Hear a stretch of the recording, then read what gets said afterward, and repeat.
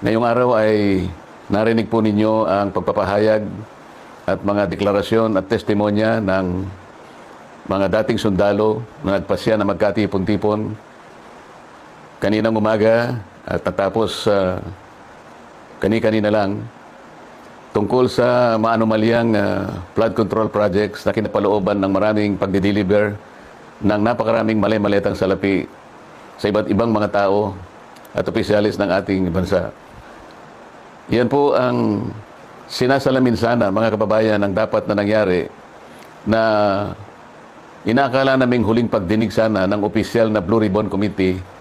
na aming Senate noong June 11, 2026. Hindi nga po natuloy yun, mga kababayan, dahil nung matunugan ng ibang mga kasama namin na kami magdadaos uli ng panghuling hearing na lang ng Blue Ribbon Committee, ay sinabi nila na mayroong security threat ang Senado at ang aming mga kawani ay sinabihan nila na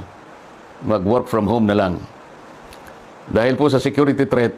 at nagkaroon po ng napakaraming mga tanod sa Senado at wala naman po kaming magagamit na mga kawani, hindi po natuloy yung June 11 hearing na yon. At nang dahil doon ay nagpasya ang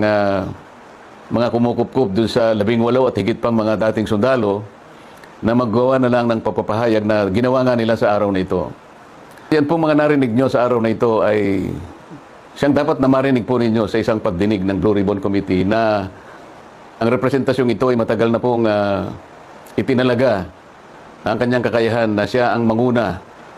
na matukoy po natin ang mga taong nasa likod ng napakamalaganap at napakamalaking nakawan sa salapi ng bayan na ganap po sa kasaysayan ng ating republika.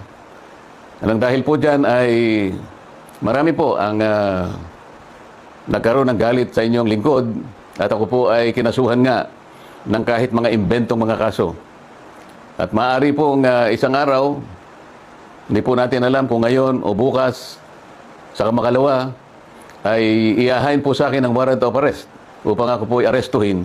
upang hindi ko na maipagpatuloy ang aking gustong mangyari na matukoy po natin ang mga may kagagawan ng lahat ng ito at mapanagot natin sila.